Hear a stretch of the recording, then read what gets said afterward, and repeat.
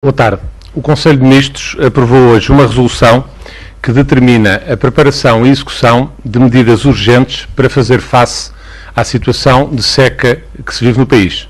A Sra. Ministra da Agricultura, do Mar, do Ambiente e do Ordenamento do Território fará de seguida a apresentação detalhada dessas decisões de hoje. O Conselho de Ministros aprovou também um diploma que estabelece o novo regime do Fundo de Socorro Social, sanando a dispersão e desatualização normativa até agora existente. Diante das clarificações feitas neste diploma, é de destacar que o Fundo de Socorro Social passa a ter como finalidades prestar auxílio em situações de alerta, contingência ou calamidade conforme tipificadas na Lei de Bases da Proteção Civil, prestar apoio às instituições particulares de solidariedade social ou outras de fins idênticos e de reconhecido interesse público, apoiar pessoas e famílias que se encontrem em situação de emergência social e responder também à despesa decorrente do diferimento da desocupação de imóveis arrendados para habitação nos termos da legislação aplicável. O Governo aprovou também um diploma que regula o regime de acumulação de dos membros executivos dos Conselhos de Administração do Metropolitano de Lisboa e da Companhia de Carris de Ferro de Lisboa, da Carris de Lisboa. Membros esses do Conselho de Administração que conduzirão o processo de fusão destas duas empresas. As duas empresas passam a ter uma administração comum, o que permitirá o encontro das melhores soluções no âmbito do processo de fusão, conferindo-lhe uma orientação centralizada e gerando os consensos necessários à boa consecução desse mesmo processo. Esta solução permite ainda uma redução do atual número de 10 administradores para um total de 4, não cabendo aos administradores, por esse facto, qualquer abono adicional em virtude da acumulação de funções que resulta desta decisão. O Conselho de Ministros aprovou também a classificação das empresas públicas, bem como das entidades públicas integradas no Serviço Nacional de Saúde, para efeitos de determinação do vencimento dos respectivos gestores. São indicadas as empresas públicas relativamente às quais se verifica a existência de processos de privatização ou de extinção ou liquidação, conforme estava previsto no diploma anteriormente aprovado, casos em que se determina a salvaguarda da estabilidade desses processos de privatização ou de extinção. Estão, neste caso, a TAP Air Portugal, a ANA Aeroportos de Portugal, o CTT Correios de Portugal, a Parque Expo e a EMA, empresa de meios aéreos, cujos processos serão desencadeados no decurso do presente ano.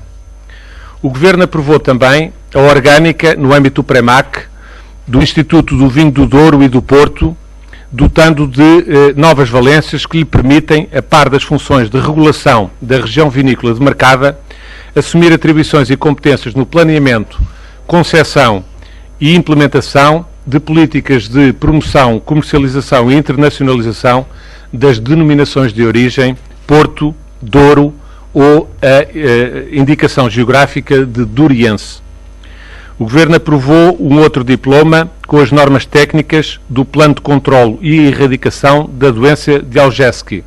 Trata-se de uma doença que aflige, nomeadamente, o gado suíno, e o plano agora aprovado pretende, acima de tudo, passar da fase de controlo para a fase de erradicação desta doença, seguindo orientações e normas comunitárias. O Governo aprovou também, no âmbito do Ministério dos Negócios Estrangeiros, uma alteração ao Decreto-Lei relativa à orgânica do Fundo para as Relações Internacionais, corrigindo um erro que previa a classificação de despesas com apoios a ações de natureza social por entidades associativas. Peço desculpa. O Conselho de Ministros aprovou, em versão final, depois de concluído o processo de audições às regiões autónomas, o diploma já aqui anunciado na semana passada, relativo à criação da Comissão Interministerial de Orientação Estratégica dos Fundos Comunitários e Extracomunitários. O Conselho de Ministros aprovou também uma proposta de resolução sobre a Convenção entre a República Portuguesa e a República Democrática de Timor-Leste, relativo à dupla tributação e à prevenção da evasão fiscal, em matéria de impostos sobre o rendimento. Por último, referir que o Conselho de Ministros aprovou também hoje a nomeação da nova administração da Parque Escolar e o Sr. Ministro da Educação e Ciência fará depois também a apresentação desta decisão hoje tomada pelo Conselho de Ministros. Eu vou dar a palavra à Sra. Ministra da Agricultura, do Mar, do Ambiente e do Ordenamento do Território pedindo a vossa compreensão para que sejam feitas à Sra. Ministra não mais do que 5 perguntas, porque a Sra. Ministra de imediato tem que seguir para o Parlamento, onde irá, no início do plenário, fazer a apresentação à Assembleia da República destas decisões hoje tomadas relativamente às matérias da SECA. Sra. Ministra. Muito obrigada, Sr. Secretário de Estado. Muito boa tarde a todos. Eu começaria por caracterizar com dados atualizados a 14 de março, portanto, à data de ontem, a situação de seca no país. Nós temos, neste momento, 47% do país em seca severa e 53% em seca extrema. Portanto, houve um agravamento decorrente da falta de chuva que temos sentido. Quanto às percentagens de água no solo, estão neste momento inferiores a 50% em média e na zona sul do país inferiores a 40%. Esta situação da seca é uma situação gradativa que se vai a arrastar e a desenvolver, infelizmente, negativamente ao longo das últimas semanas. Desde o último mês e meio que o Ministério tem estado empenhadamente a trabalhar nesta matéria e eu acompanhei a situação pessoalmente desde o princípio em que constituímos um grupo de trabalho no âmbito do Ministério com várias entidades para avaliar, monitorizar e propor medidas. Neste momento, chegamos ao ponto de termos as medidas afinadas e de as podermos apresentar a todos e queria destacar o trabalho excepcional que foi desenvolvido ao nível agora já do Governo na última semana para podermos hoje apresentar um conjunto de respostas a esta situação, o que mostra bem que mesmo num quadro de extrema austeridade obrigatória em que Portugal se encontra, o Governo não perde e não perdeu a sua sensibilidade a situações tão graves e preocupantes como esta da seca. Gostaria de vos falar das medidas nacionais e depois das medidas comunitárias. Das medidas nacionais, destacaria, entre outras, 7 medidas. Primeiro, uma ajuda direta aos produtores pecuários. Este é o setor mais afetado. Não há pasto nos campos, os preços das rações e das palhas sobem, é preciso apoiar diretamente estes produtores. Segunda, uma linha de crédito para apoio, em particular, também da produção animal. Vem em linha com já uma decisão do Conselho de Ministros passado de alargamento da moratória da linha de crédito já existente. Agora trata-se de uma nova linha de crédito, em especial dirigida para a produção animal. Terceiro, a isenção para este ano da taxa de recursos hídricos. Quarto, a regularização da eletricidade verde que estava em falta e também o desenho de uma medida adequada a esta situação.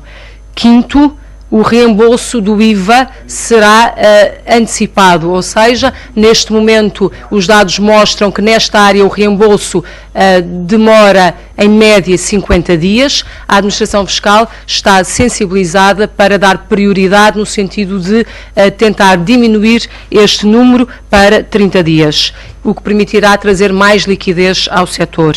Sexto, a concentração dos pagamentos por conta em dezembro. Neste momento, as pessoas teriam de fazer pagamento por conta em junho e em setembro.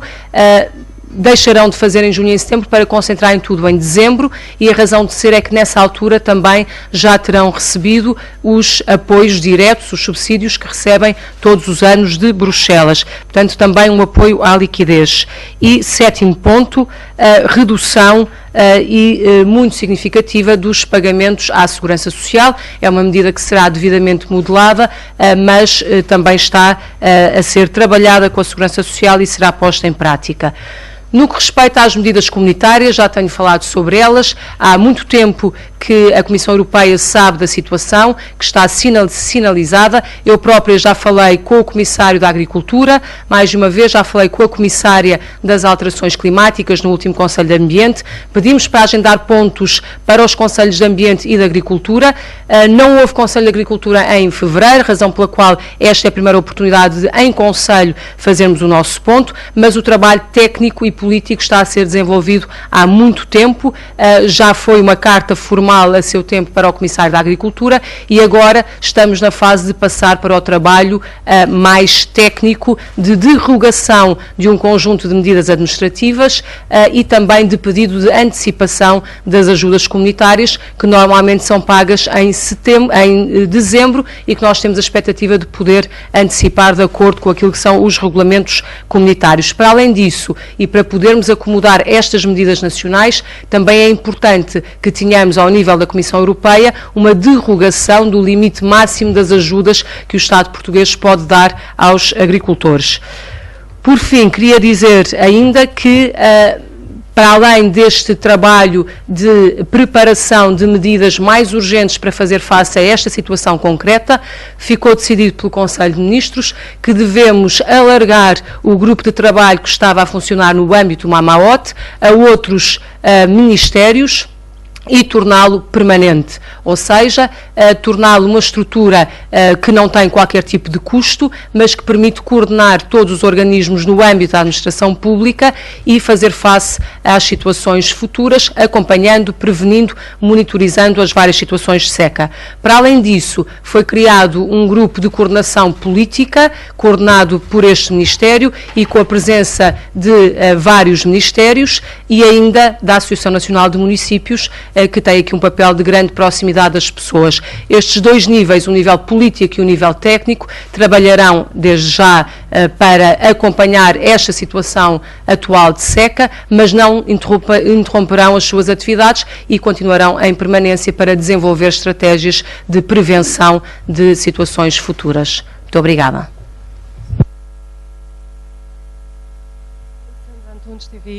Senhora Ministra, muitos agricultores consideram que estas medidas chegaram tarde demais. O Governo tinha esperança que a chuva ainda pudesse resolver e que essas medidas de facto não fossem necessárias?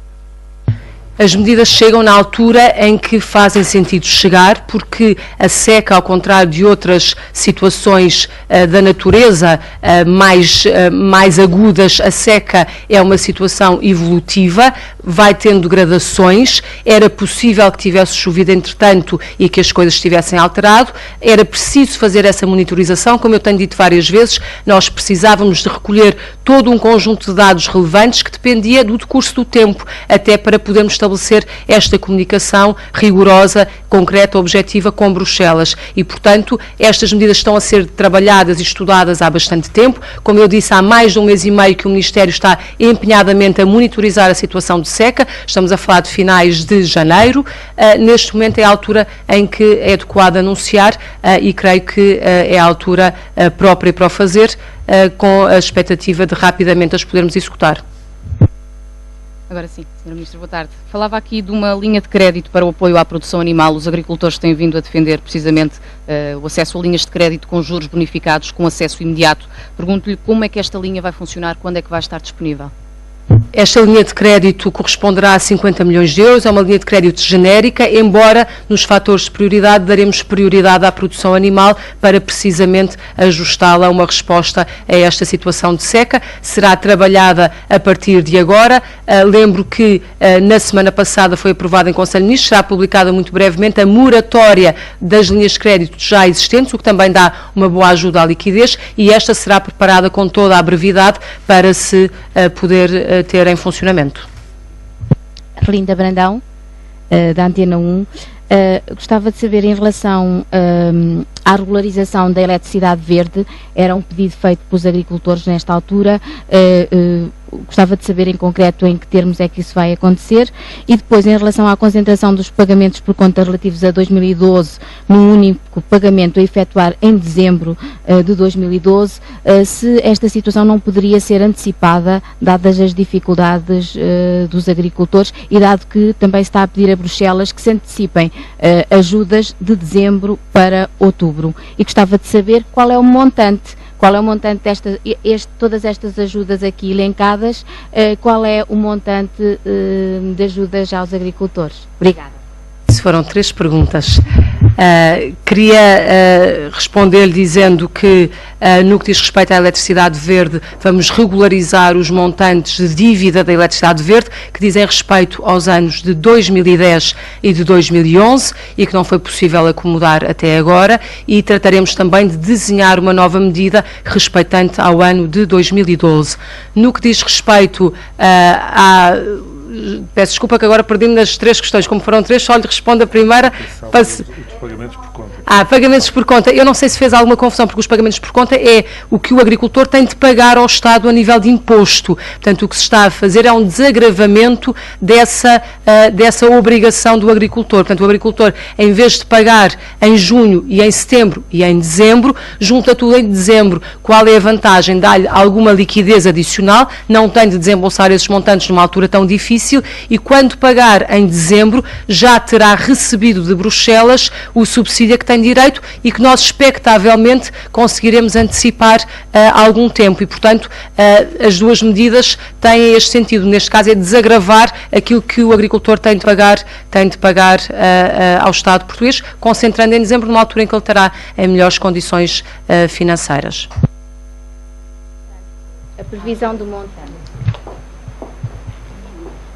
Não há mais? Então posso responder à sua. Quanto à questão do montante global destas medidas, andará a bater nos 40 milhões de euros.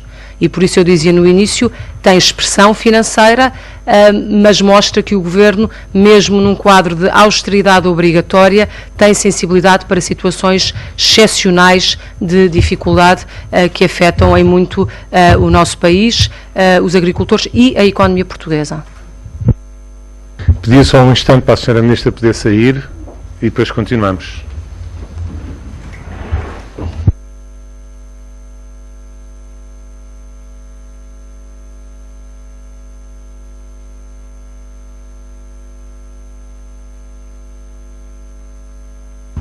Dou então a palavra ao Sr. Ministro da Educação e Ciência para vos apresentar a decisão hoje tomada relativa à parque escolar.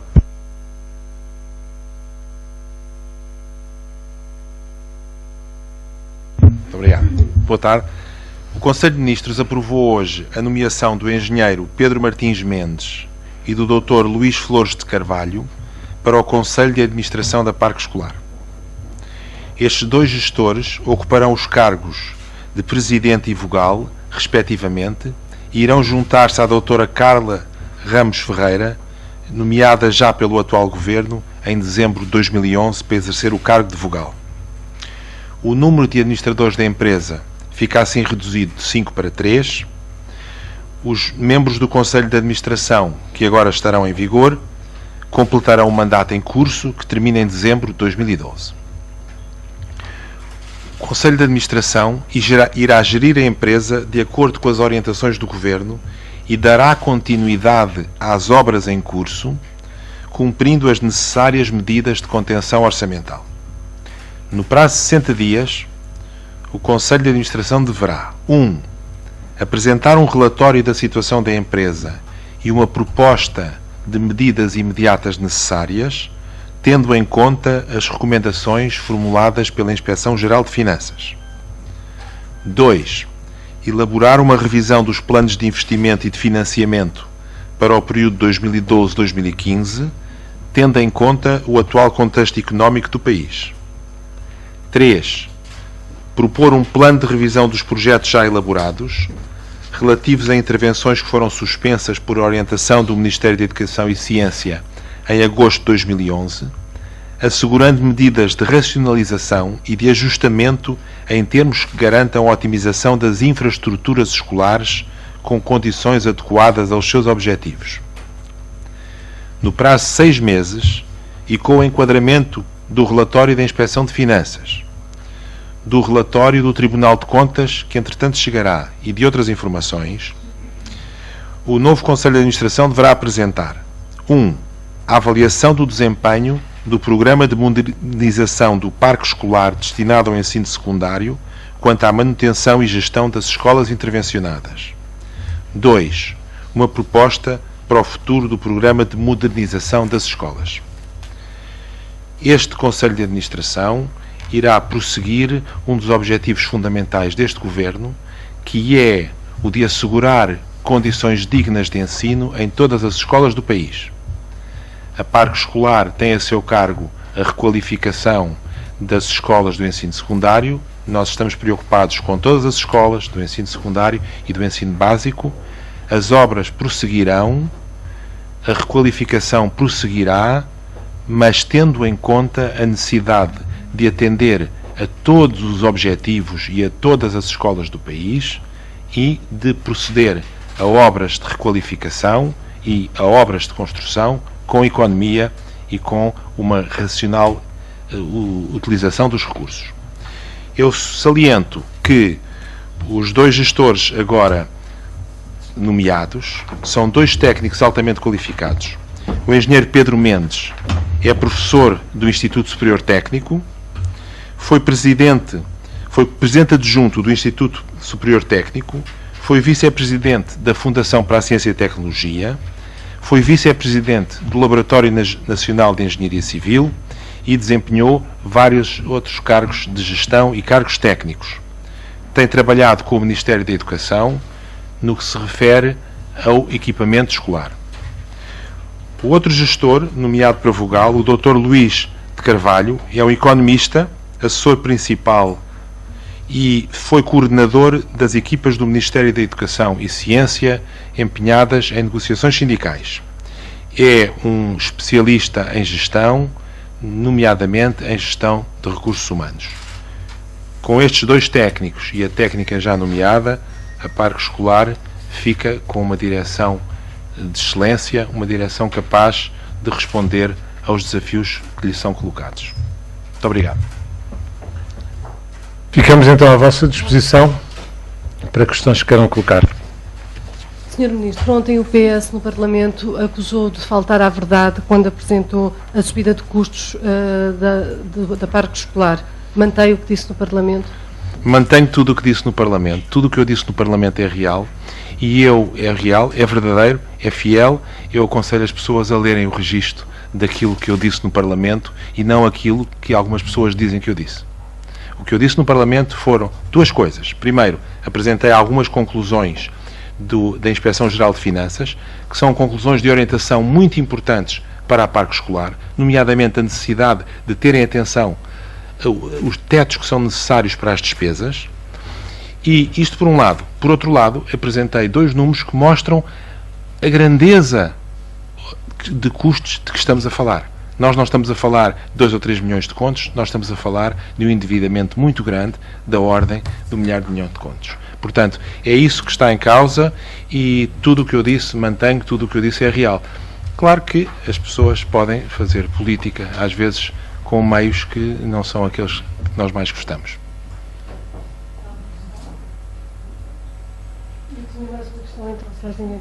Não sei se foi abordado este tema no Conselho de Ministros, as palavras do Coronel Otelo Saraiva de Carvalho, que disse que só as Forças Armadas podem resolver o problema de soberania de Portugal, derrubando este Governo. Foi uma questão abordada, pediu uma reação do Governo. Não foi uma questão abordada no Conselho de Ministros, portanto não tenho nenhuma reação a fazer sobre essa matéria. Nem conhecia as declarações do Sr. General. Boa tarde. Não estando nenhum representante do Ministério da Economia ou da Secretaria de Estado dos Transportes, gostava, no entanto, de tentar perceber porque é que se aprovou apenas o diploma que regula o regime de acumulação de funções na Carris e no Metropolitano de Lisboa, deixando fora o Metro do Porto e a STCP. Obrigado. Como sabe, os processos de fusão que estão previstos no plano estratégico aprovado pelo Governo e já apresentado na Assembleia da República prevêem não apenas a fusão do Metro de Lisboa e da Carris, do Metro do Porto e do STCP, como acabou de referir, bem como da Transtejo e da Soflusa. Este processo arranca hoje com o Metro de Lisboa e a Carris, o processo de fusão que irá dar lugar, como sabe, previsivelmente à Empresa de Transportes de Lisboa. Está já em curso o diálogo com, no caso da criação da Empresa de Transportes do Porto. A diferença é que, como sabe, o que não acontece em Lisboa, o Metro de Lisboa tem uma participação no capital também da Junta Metropolitana do Porto. E, portanto, o Governo tem que ajustar primeiro com a Junta Metropolitana do Porto o processo, a estratégia que vai decorrer para o processo de fusão e criação da nova Empresa de Transportes do Porto. De qualquer maneira, a intenção do Governo é que durante o mês de março até ao final do mês de abril, seja possível avançar já também com idêntica medida relativa à fusão do Metro do Porto com os STCP. O mesmo se diga também relativamente à fusão entre a Transtejo e a Soflusa, que o Governo também estima poder ter pronto, ainda antes do verão, uma idêntica medida. Com o objetivo adicional, também lhe acrescento, de, até ao final do ano em curso, poder, na sequência do trabalho deste processo de fusão, poder começar a ter preparado as concessões para a exploração das novas empresas que resultarão da fusão destas 6 entidades, das 3 novas empresas que resultarão da fusão destas 6 atuais empresas. Sr. Ministro da Educação, penso que ainda queria dar um esclarecimento adicional e depois voltaremos às perguntas. Eu queria retificar, estão-me a chamar a atenção que eu falei em contos e não em euros. Não é saudade da moeda antiga, não é nada disso, é apenas um lapso linguístico, como deverão ter entendido. Portanto, são euros. Eu estou-me a referir a euros, como é óbvio. Muito obrigado. Como? Milhares de milhões de euros. Estou a falar que os custos globais da parque escolar são custos dessa ordem de grandeza e, portanto, o que eu pretendo dizer ao país e que o país deve perceber claramente é que não estamos a falar de pequenos gastos. Estamos a falar de gastos muito elevados que endividam o país e que têm que ser tratados com a máxima atenção e com a maior contenção. É este o corpo da minha mensagem, é esta a ideia essencial. E essa ideia é importante não só para o país, como também para a requalificação do parque escolar. Não tem sentido que haja escolas com condições que deixam muito a desejar, enquanto haja escolas com condições que ultrapassam em muito as necessidades básicas do ensino. E, portanto, o nosso objetivo é que todas as escolas do país sejam requalificadas e todas elas, ou melhor, o nosso objetivo é que todas as escolas do país tenham as condições dignas e apropriadas ao exercício da sua missão. E, tendo em conta todo este conjunto, é que estamos a trabalhar. Obrigado. Boa tarde, Sr. Ministro. Ana Petronilho, do Diário Económico. O relatório da IGF dava conta que há 86 obras que ainda estão em execução em escolas. Eu queria perguntar se já tem alguma data prevista para terminar essas 86 obras e qual será o orçamento, o custo destas 86 escolas.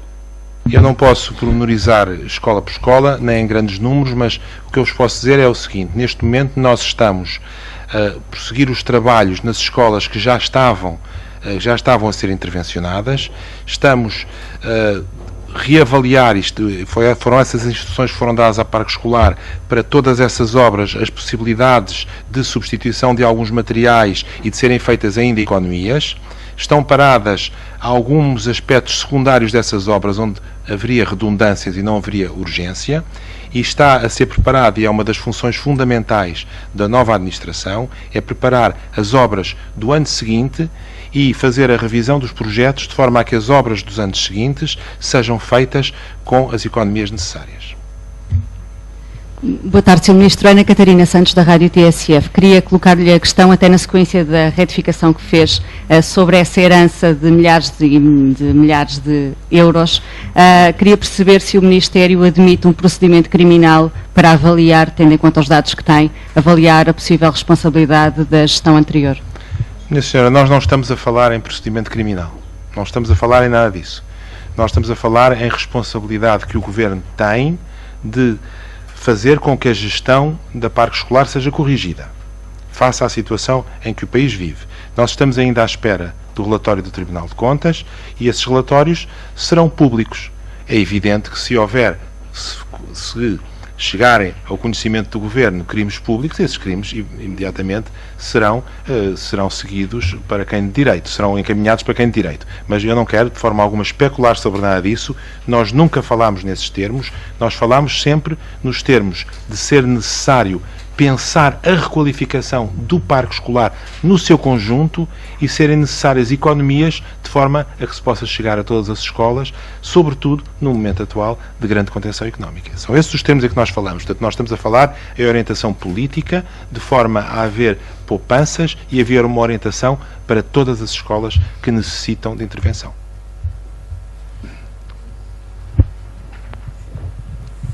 for possível, é para o Sr. Secretário de Estado perguntar se o tema terá sido abordado e em que termos, eventualmente, pode ter sido abordada a questão do BPN. Na Assembleia da República tem sido levantada ontem mesmo a questão de se criar uma comissão de inquérito, uma ou duas, enfim, há alguma confusão em relação a isso.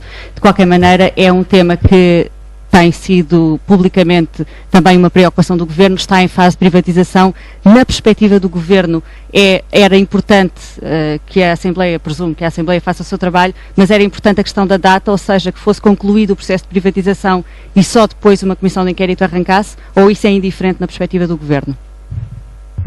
Como referiu, essa matéria é uma matéria do foro da Assembleia da República. O que eu posso dizer em nome do Governo é que o Governo preza, nesta como em todas as matérias, a total transparência e, portanto, todas as iniciativas que venham acrescentar transparência e afastar insinuações, suspeições ou quaisquer dúvidas relativamente à forma como todo o processo do BPM, quer da nacionalização, quer agora da privatização, decorreu e está a decorrer, do ponto de vista do Governo, são sempre boas notícias. E, portanto, não temos nenhum comentário a fazer relativamente a prazos.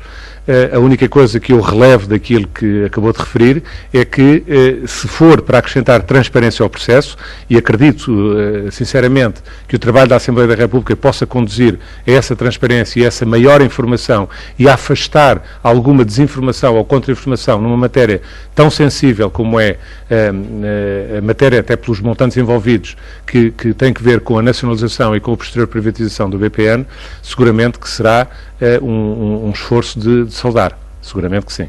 Relativamente a prazos, não tenho rigorosamente nada a acrescentar sobre essa matéria.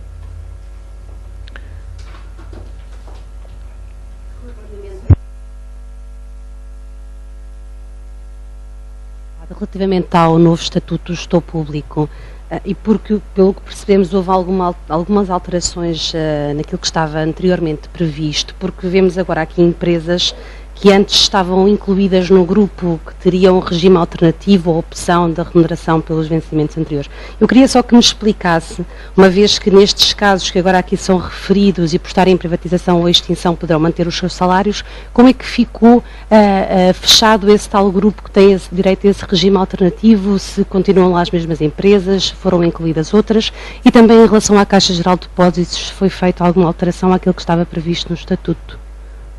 Obrigado, agradeço a sua pergunta, até porque me permite, percebo pela sua pergunta que se mantém aparentemente no espírito de algumas pessoas alguma confusão sobre a matéria. Não há nenhuma alteração relativamente ao que foi decidido anteriormente, nem a decisão de hoje tem que ver rigorosamente com nada do que tinha sido decidido anteriormente.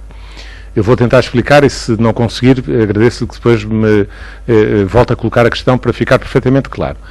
O que está decidido desde o princípio, no Estatuto do Gestor Público, são, penso que é isso a que se referia, montantes máximos que poderão ter os gestores públicos no exercício das suas funções. O parâmetro máximo é o vencimento base do Sr. Primeiro-Ministro.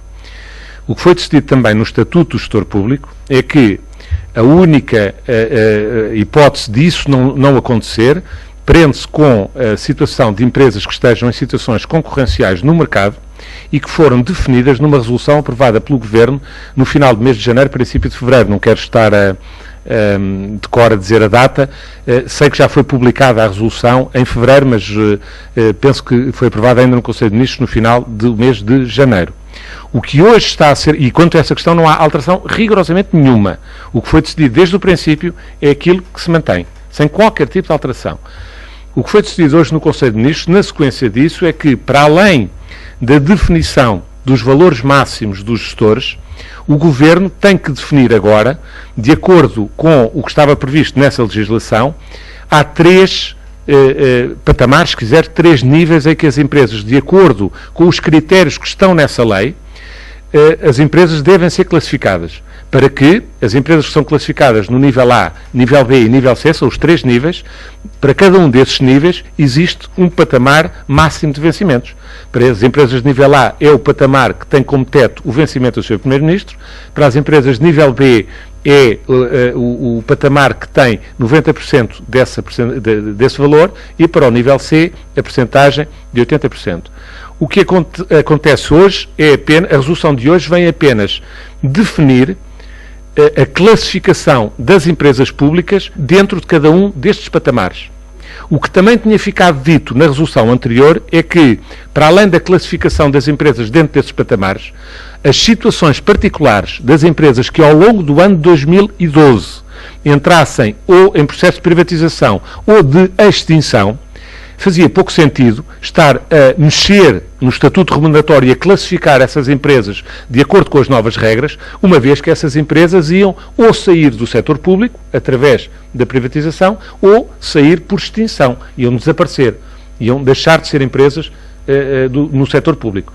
E, portanto, a resolução de hoje o que faz é classificar todas as empresas do setor público de acordo com os 3 níveis, A, B e C, e, além disso, dizer quais são aquelas que, ao longo de 2012, vão sair do setor público e, portanto, não serão objeto de classificação para esses efeitos, para os efeitos que daí decorrem. E, portanto, a decisão de hoje é esta e não altera em nada as decisões anteriores, digamos que é o corolário das decisões anteriores. O que tinha ficado a faltar, depois de definido no Estatuto do Gestor Público os valores máximos de remuneração e os critérios de classificação das empresas para a determinação, caso a caso, do vencimento dos gestores de cada uma das empresas, era a classificação das empresas, os critérios já estavam definidos no diploma anterior. Esse trabalho é um trabalho que demorou algum tempo porque, infelizmente, como sabe, o setor público empresarial ganhou uma dimensão muito grande, são largas dezenas de empresas. A resolução hoje aprovada faz a classificação, dentro desses parâmetros, de todas as empresas do setor público. E, ao mesmo tempo, define estas que eu acabei de referir, a TAP, a ANA, o CTT, a Parque-Expo e a EMA, que são empresas que, no ano de 2012, serão objeto de privatização ou de extinção. De extinção é o caso da EMA e da Parque-Expo e, portanto, não foram objeto de classificação exatamente por essa razão apenas. Portanto, exatamente, porque para a estabilidade do processo, porque, como calcula, não faria sentido estar a mexer na remuneração de gestores que estão estão agora no processo de privatização ou de extinção da empresa e a terminar para sair da empresa. As empresas vão desaparecer, digamos assim. Parte daquele grupo de empresas que teriam direito a um regime alternativo. E por isso é que eu lhe perguntava, não fazia sentido estarem nesse grupo então na altura, portanto esse grupo ficou reduzido a 3 empresas, não? Não, peço desculpa.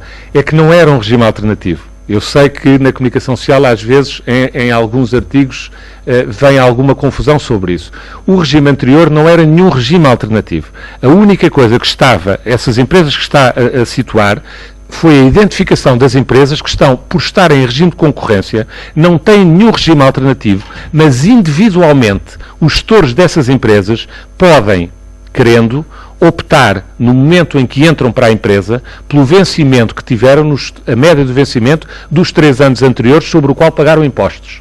Dentro daquele princípio, que na altura foi aqui explicado, de que ninguém deve vir trabalhar para o setor empresarial do Estado para ganhar mais dinheiro, mas também o Estado não pode deixar de ir buscar as pessoas qualificadas por não lhes poder pagar aquilo que eles ganham fora do Estado. E, portanto, não se tratava, nem se trata de nenhum regime excepcional, tratava-se na altura apenas de definir um princípio, que era um princípio de manter a competitividade nas empresas do setor público que estão em regime de concorrência. E, portanto, não era um regime de exceção, era apenas uma norma de competitividade. Essa norma mantém-se exatamente para essas empresas. O facto de, por exemplo, uma dessas empresas, a TAP, estar em regime de concorrência e, portanto, os administradores da TAP poderem ter esse princípio de competitividade, acontece que agora a TAP também vai ser privatizada. E, portanto, agora estamos a falar já não do vencimento dos gestores, mas da classificação da empresa, das empresas dentro dos 3 níveis, está a ver? E, portanto, acontece que há uma das empresas que está em concorrência que vai ser privatizada. É verdade. Mas não há nenhuma alteração do universo. Os universos são separados. Não sei se eu me estou a fazer entender. Está a ver? A TAP, então, o presidente da TAP vai receber pela média salarial dos 3 anos anteriores, vai manter o seu salário ou vai entrar na classificação A? Não. O que eu acabei de referir foi que a TAP, como está em privatização, a TAP, o CTT, a ANA, a Parque Expo e a EMA, eu penso que têm escrito isso à vossa frente, não foram classificadas porque, como vão ser privatizadas durante o ano 2012, não há uma reclassificação dessas empresas, por razões de manutenção da estabilidade do processo de privatização ou de extinção. No caso da TAP, de privatização, e não de extinção, como sabe. E, portanto, o que se tratou hoje, nesta decisão, foi da classificação das empresas. E estas 5 empresas, por estarem no ano 2012 em processo de privatização ou de extinção, vão sair do setor público e, portanto, não são reclassificadas. E, portanto, nada se altera em relação a essas empresas. Então mantém-se a regra que estavam definidas há 2 meses. Ou seja, tem a exceção de receber a média salarial dos últimos 3 anos. Tem o direito, os administradores em causa têm o direito que já tinham anteriormente. E, portanto, não é uma exceção, é um bocadinho. A confusão resulta exatamente, às vezes, as pessoas dizerem que isso é um regime de exceção. Não se trata de um regime de exceção. A diferença é, no Estatuto do Gestor, definiram-se os critérios e os parâmetros dos vencimentos. Aqui está-se a definir a classificação das empresas, porque quando um gestor é convidado para ir para a administração de uma determinada empresa, sabe que essa empresa é do grupo A, ou do grupo B, ou do grupo C. E de acordo com a classificação A, B ou C, tem um determinado escalão de vencimentos para a administração. Ponto. Coisa diferente é naquelas empresas que, na altura, na resolução anterior, tinha sido declarado, ao abrigo do tal princípio da competitividade, tinha sido dito pelo Governo que estavam em concorrência no mercado, dentro do tal princípio que ninguém vem para o Estado para ganhar mais dinheiro, mas também o Estado não pode deixar de poder ir buscar os melhores por não pagar aquilo que os melhores ganham cá fora. Essas empresas que estão em concorrência, agora, algumas dessas empresas que estão em concorrência podem, de hoje à amanhã, vir a ser privatizadas. Não é? E é o que está a acontecer, daí a confusão, penso que resultava, e ainda bem que me fez a pergunta, no caso, por exemplo, da TAP. A TAP, de facto, é uma empresa que está em concorrência e, portanto, na resolução anterior, foi uma das que foi sinalizada como, por estar em concorrência, haver esse princípio de competitividade no salário dos gestores. Relativamente à decisão de hoje, a única coisa que se diz é a TAP não é reclassificada, porque vai entrar no processo de privatização no ano 2012 e, portanto, não faz sentido estar a reclassificar as empresas públicas que, ao longo do ano 2012, vão, ou por privatização ou por extinção, vão sair do setor empresarial. Da Parque Expo, isto significa que os gestores continuam a receber o que recebiam até agora ou vão poder escolher a média salarial dos últimos 3 anos, ainda por cima sendo gestores novos? Significa que eles vão continuar a receber aquilo que estão a receber hoje. Penso que é essa a situação, como é evidente. Só uma última pergunta sobre este assunto. Clarificando a situação da Caixa Geral de Depósitos, não houve nenhuma alteração em relação a essa empresa? E depois também perceber se confirmam que, de facto, estas novas regras só vão vigorar a partir de abril, quando estava previsto inicialmente que seriam aplicadas em março? Em relação à Caixa Geral de Depósitos, a Caixa Geral de Depósitos hoje foi classificada como empresa de nível A, de acordo com os critérios que estavam anteriormente definidos. Portanto, a classificação da Caixa Geral de Depósitos é de nível A, igual a todas as outras de nível A. Ponto. Em relação à segunda questão, a entrada em vigor, de facto, é para o primeiro dia do mês seguinte ou da publicação desta resolução. Porque, de outra maneira, também não poderia ser. As pessoas não podem ter efeitos retroativos. E, portanto, o processo só se concluiu agora e terá efeitos a partir do primeiro dia do mês seguinte ao da publicação do diploma, por razões óbvias. Eu tinha mais uma pergunta para o Sr. Ministro. Disse há pouco que as obras que estavam em execução que iriam continuar. E em relação àquelas 32 escolas da fase 3 que foram assinaladas e que ainda não, as obras ainda não foram iniciadas, o que é que vai acontecer a essas escolas? Isso tudo vai ser reanalisado pela atual administração, pela administração agora nomeada. Ok. Então é possível que essas escolas, nem todas estas escolas, sofram obras? Nós temos de olhar para as obras no seu conjunto e é isso que vamos fazer agora sob proposta da administração. Ok. Peço imensa desculpa, mas de facto, só para esclarecer tudo e para depois não dizerem que andamos a escrever coisas erradas, é que a Caixa Geral, a última vez que se falou aqui em Conselho de Ministros sobre este assunto, estava dentro das empresas em regime concorrencial. Logo, os seus presidentes podiam escolher o salário dos últimos 3 anos. Agora acabou de dizer que entrou em classificação de nível A. Afinal, em onde é que está a Caixa Geral de Depósitos? As duas coisas não são contraditórias.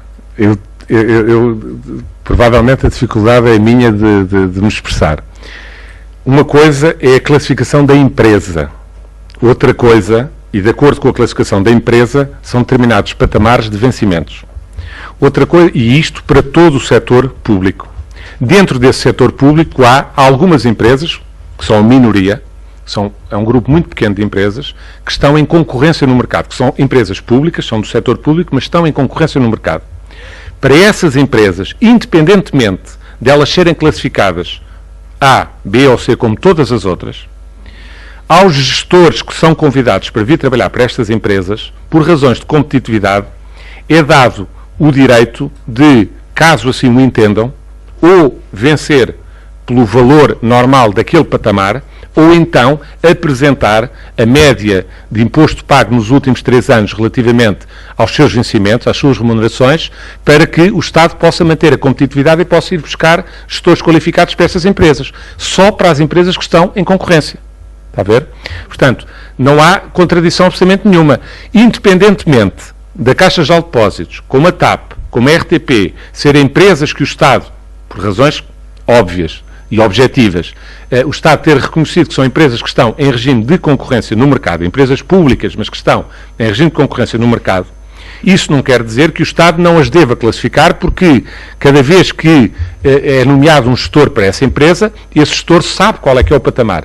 O que ele pode é, se for esse o caso pessoal dele, ele pode vir dizer que tem uma situação de vencimento de remunerações de X e que, portanto, quer optar pelo vencimento, pela média de vencimento dos últimos 3 anos. E, portanto, as coisas não são contraditórias.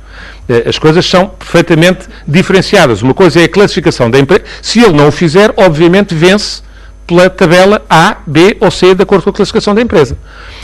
Este direito é um direito de competitividade que é garantido para o setor público e empresarial, é um direito que só acontece nas empresas que estão em concorrência. Em todas as outras empresas, o Estado, por não reconhecer que existem situações de concorrência, entende, e foi isso que ficou no diploma legal aprovado em janeiro, entende que não há este direito de opção. E, portanto, as coisas são perfeitamente diferenciadas, não há nenhuma alteração em relação àquilo que foi aprovado antes. Hoje, digamos que, por assim dizer, como que se concluiu este edifício, estas novas regras relativas ao setor empresarial do Estado, com a classificação das empresas. É um processo, como eu referi, que, por abranger algumas dezenas de empresas e com a necessidade de aplicação de critérios objetivos iguais para todas, como ficou definido logo em janeiro, para todas as empresas, todos os setores de atividades, todas as áreas, é um processo que só pôde ser concluído agora. Abrange, como se sabe, desde o setor financeiro, onde existe, por exemplo, no setor público a Caixa Geral de Depósitos, até o setor da saúde, onde existem largas dezenas de entidades públicas empresariais. Ficou hoje concluído esse trabalho com a classificação das empresas. Coisa diferente é o tal direito, que eu penso que agora ficou um bocadinho mais clarificado, mas se houver alguma questão ainda que queiram colocar, porque de facto era importante que sobre essa matéria não ficassem muitas dúvidas, porque senão depois andamos sempre a tentar explicar pela segunda, pela terceira e pela quarta vez. Eu tinha mais uma pergunta. Disse que vai reanalisar as obras e que quer reduzir os custos em materiais e fazer alguma poupança, mas já tem alguma meta dessa poupança que quer atingir? Ainda não? Não, vai depender, como é evidente, da reanálise dos projetos de arquitetura. Pronto, se não há mais questões, eu aproveitava apenas a vossa presença para esclarecer que o Governo também já tomou decisões relativas às tolerâncias de ponto no ano de 2012.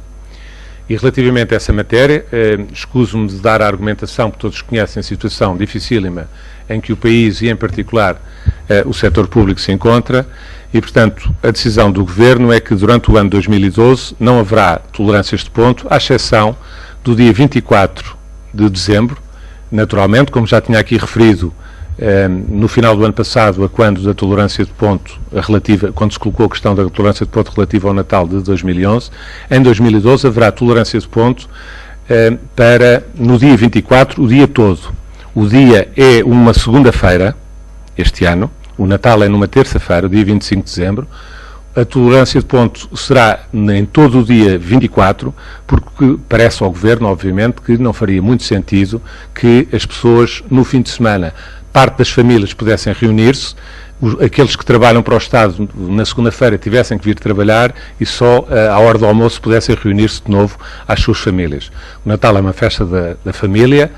O ano 2012 é um ano particularmente difícil para o setor público, para todos os portugueses, mas particularmente para o setor público, e, portanto, a decisão do Governo é esta, e queria aproveitar a vossa presença aqui para deixar isso clarificado por antecipação, para que depois não haja dúvidas relativamente ao que vai acontecer relativamente às tolerâncias de ponto.